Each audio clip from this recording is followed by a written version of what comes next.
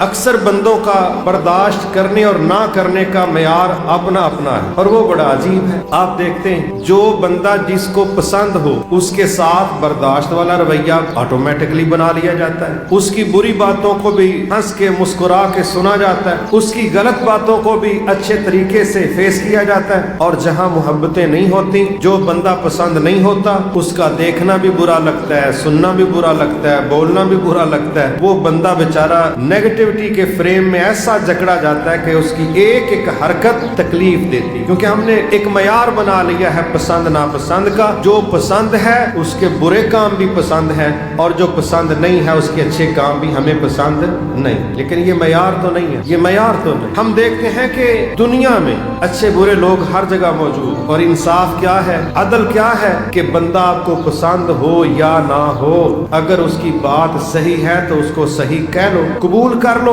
और अगर आपका महबूब भी, पसंदीदा तरीन शख्स भी वो गलत बात कहता है तो फिर उसको गलत तस्लीम करने में क्या हर्ज। लेकिन जो कि हमारे मयार गलत और सही कबूल करने के वो दुरुस्त नहीं होते, तो वहां पर हम अपना ताल्लुक देख के फैसला करते हैं।